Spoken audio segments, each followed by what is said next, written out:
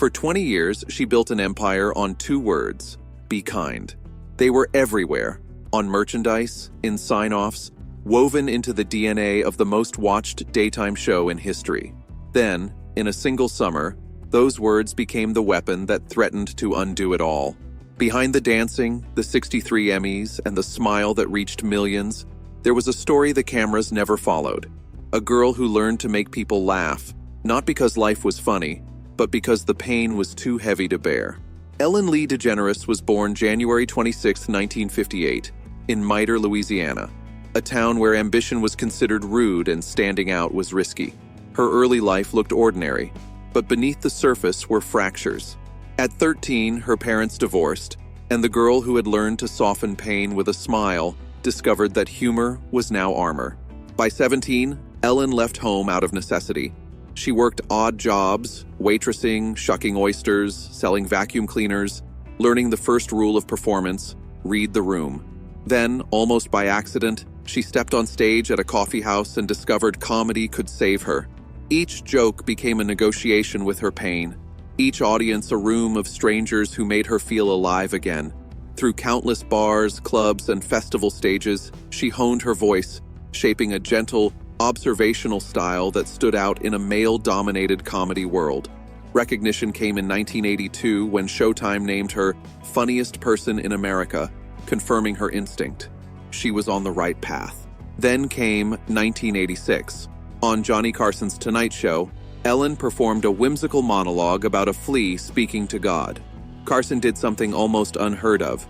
He called her over to the couch. The gesture said it all. This one matters. Overnight, Hollywood noticed. By the early 1990s, she was a TV fixture, leading to her sitcom Ellen in 1994, where America invited her into their living rooms and loved her for it. The show ran. The ratings held. Ellen DeGeneres had arrived. National fame, a sitcom with her name on it, the approval of audiences from Louisiana to Los Angeles. But beneath the warm lights and easy laughter, a truth she had carried all her adult life was pressing to be spoken.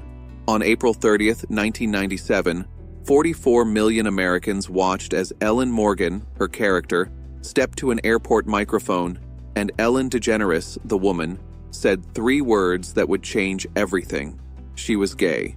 The episode, secretly called The Puppy Episode, blurred fiction and reality.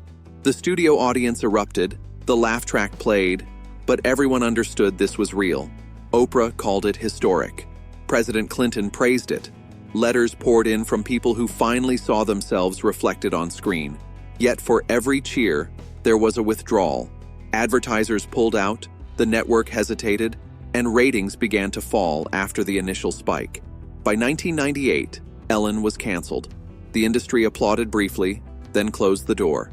Her private life was no safer. Her public relationship with Anne Heche ended in 2000, played out under relentless tabloid scrutiny. Jobs vanished. For 3 long, quiet years, Ellen was, by Hollywood's reckoning, finished. The girl who had driven hours for 5-minute sets, slept in her car, and built her career from scratch had been buried under the weight of honesty. She was 39, starting over.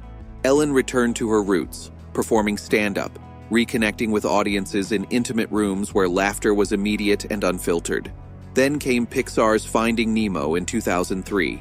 Ellen voiced Dory, a forgetful but endlessly optimistic fish, a character that mirrored her own resilience. The film became a massive success, and suddenly, the industry that had written her off couldn't ignore her. Later that year, The Ellen DeGeneres Show premiered. Comedy, conversation, dancing, and warmth. Over 19 seasons, it won 63 daytime Emmys and made Ellen a daily presence in millions of homes. But in 2020, former employees revealed a workplace of fear and discrimination, showing a gap between the Be Kind brand and reality. 3 senior producers were fired, and Ellen acknowledged things had happened she hadn't known about and could not excuse. In September 2020, Ellen addressed her audience, taking responsibility for what happened on her show and promising to do better. Despite finishing seasons 18 and 19, the final episode in May 2022 marked a quiet exit. For someone whose life had revolved around her show, the silence was profound and disorienting. Ellen had married actress Portia D. Rossi in August 2008, during the brief window between California's legalization of same-sex marriage and Proposition 8. Their partnership, quietly deep, had been a stabilizing force through the show's final years. After the show ended, they retreated to Montecito, California, seeking a slower, private life. There, Ellen found domestic rhythm, morning walks, gardens, and a pace of life impossible during 19 years of daily television. Yet public scrutiny never paused. The narrative around workplace allegations continued, interpreted and reinterpreted by audiences who debated her authenticity and accountability. She gave few interviews, speaking with careful restraint, aware that the media environment she faced had changed irrevocably. Ellen acknowledged the pain of 2020. She spoke of losing friends she hadn't expected to lose, and of how the experience reshaped her understanding of loyalty. But she did not perform her grief for public consumption. The woman who had built an empire on the intimacy of her talk show chose a different register: quiet, interior, concerned with what was real rather than what looked. Those closest to her saw genuine reflection, slow, imperfect, unphotogenic. She read, she painted, she tended her Montecito gardens. For perhaps the first time in 2 decades, she existed without a production schedule dictating her every hour. Yet the question lingered. The industry had moved on. The audience had moved on. Ellen, once the most watched woman in daytime television, had become ambiguous, not forgotten, not forgiven, simply suspended in cultural memory. But the woman who had rebuilt herself after cancellation understood that the end of one chapter is never the end of the story. History waits, it measures. Then, with patient impartiality, it delivers its verdict.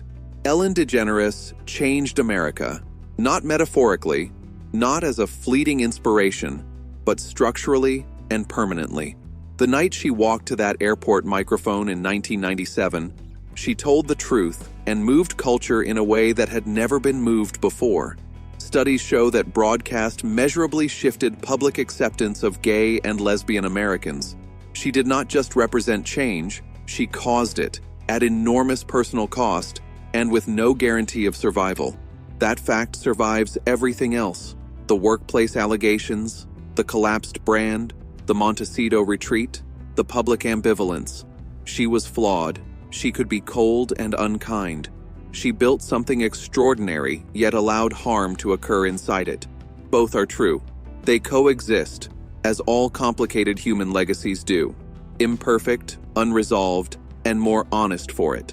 What remains is not the brand. It is the girl from Louisiana who stepped onto a small stage with nothing but a sharp eye and a lifetime of pain, who refused, through cancellation, silence, and collapse, to stop speaking. That refusal is her legacy. Everything else is detail.